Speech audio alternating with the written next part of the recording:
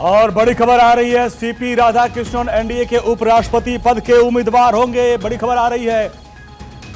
लंबे समय तक मीटिंग का दौर चला, इसके बाद अब खबर सामने आ रही है कि सीपी राधाकृष्णन एनडीए के उम्मीदवार होंगे उपराष्ट्रपति पद को लेकर। जो उपचुनाव होना है उसको लेकर एनडीए की तरफ से अब नाम का ऐलान कर दिया गया है। सीपी राधाकृष्णन बोर्ड की बैठक थी। यह बैठक उपराष्ट्रपति पद के प्रत्याशी के चयन के लिए ये बैठक बुलाई गई थी।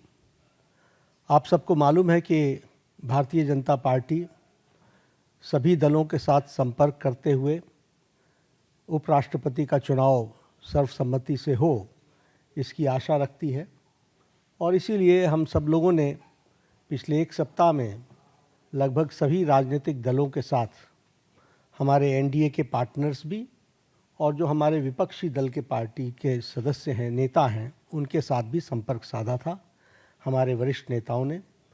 और हम लोगों ने इस बात को की उम्मीद रखी है कि हम उपराष्ट्रपति का चुनाव सर्वसम्मति से करें और भारतीय जनता पार्टी एनडीए का कैंडिडेट हो। इस बात को उनके साथ स्पष्ट करते हुए हम लोगों ने बात को रखा। हमारे जो विपक्षी दल हैं उन्होंने कहा कि कैंडिडेट के पता चलने के पश्चात हम तय करेंगे हमारा समर्थन रहेगा या नहीं। हमारे एनडीए के साथियों के साथ भी चर्चा गहन रूप से हुई और गहन रूप से चर्चा होने के बाद आज हम यहाँ पर आपको खुशी से ये बताना चाहते हैं और ये खुशखबरी देना चाहते हैं कि संसदीय बोर्ड की बैठक में जिसका नेतृत्व हमारे प्रधानमंत्री नरेंद्र मोदी जी की उपस्थिति में हुआ, उनके नेतृत्व में ये बैठक हुई। सभी पहलुओं पर चर्चा हुई और नामों पर विस्तृत रूप से जो पार्टी में एक्सरसाइज हुई थी, उन सारे एक्सरसाइज के बारे में डेलिब्रेशन हुआ, सभी के साथ चर्चा हुई, सुझाव मांगे गए और उसके बाद फिर ये तय हुआ कि हमारे उपराष्ट्रपति के प्रत्याशी के रूप में हमारे महाराष्ट्र के राज्यपाल श्री सीपी राधाकृष्णन जी, चंद्रपुरम पुन्नासामी राधाकृष्णन जी, उनको हम एनडीए का प्रत्याशी बनाएंगे और वो एनडीए के प्रत्याशी के रूप में रहेंगे। सीपी राधाकृष्णन जी, जिन्हें हम चंद्रपुरम पन्नुसामी राधाकृष्णन के रूप से जानते हैं, आपका जन्म अक्टूबर 20 1957 त्रिपुर में, तमिलनाडु में हुआ, त्रिपुर में। और इन्होंने bachelors degree in business administration उसमें इन्होंने पढ़ाई की और एक सफल इनका 40 साल का पब्लिक लाइफ का करियर है। आप वर्तमान में महाराष्ट्र के गवर्नर हैं। इससे पहले आप झारखंड के गवर्नर रहे, राज्यपाल रहे और साथ में आपके पास राष्ट्रपति महोदया के माध्यम से तेलंगाना का और हमारे पुडुचेरी की लेफ्टिनेंट गवर्नर और तेलंगाना के गवर्नर के रूप में भी आपके पास चार्ज रहा और वर्तमान में आप महाराष्ट्र के गवर्नर के रूप में काम कर रहे हैं। जैसा मैंने बताया कि आपका राजनीतिक जीवन 40 साल का है और विभिन्न जिम्मेवारियों को आपने निभाया है। आप लोकसभा के 2 बार के चुने हुए सदस्य रहे हैं और लोकसभा का आपने प्रतिनिधित्व किया है और इसके साथ साथ आप कॉयर बोर्ड जो कोची में स्थित है उसके आप चेयरमैन भी रहे हैं और कॉयर बोर्ड के चेयरमैन के रूप में आपने ऑल टाइम हाई एक्सपोर्ट्स ये आपने किया है।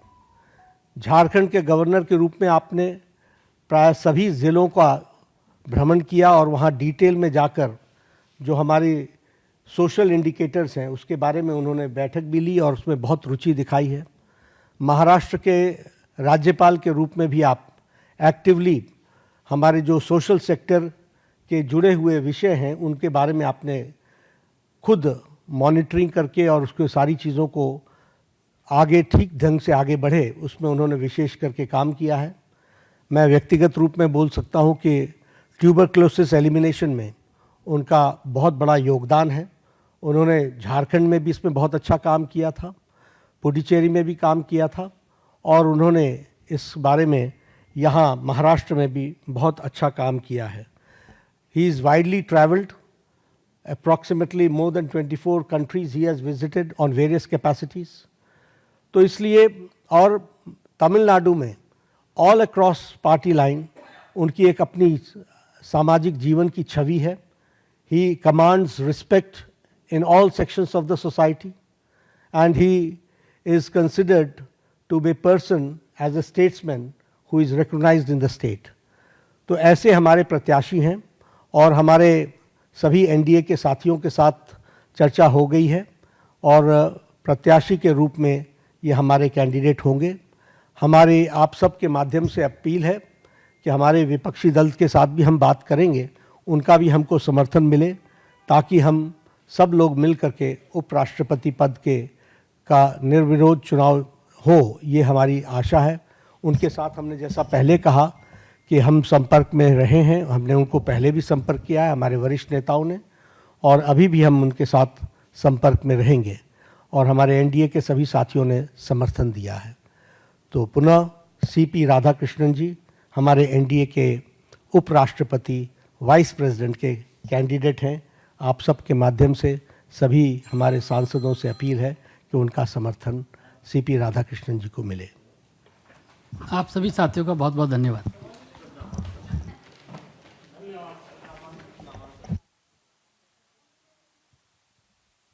अभी एनडीए के साथ बातचीत करके तय करेंगे, हमने तय नहीं किया है, लेकिन जब करेंगे तो आपको सूचित करेंगे।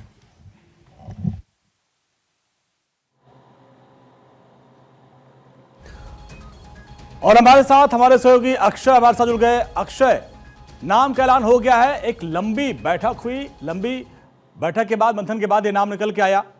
क्या एनडीए के सभी घटक दलों का समर्थन मिला? देखिए, जेपी नड्डा का कहना है कि साफ तौर पर कि एनडीए के सभी घटक दलों से बात हो गई है। हालांकि ये खबर आ रही थी कि एक बार फिर से एनडीए के साथ 19 तारीख को बैठक हो सकती है, लेकिन आज 3 घंटे की बैठक में मुझे लगता है कि एनडीए के साथ जो घटक दल हैं उनके साथ चर्चा की गई, फ़ोन पर वार्ता की गई, और उनसे बताया गया कि हमने ये नाम चयन किया है।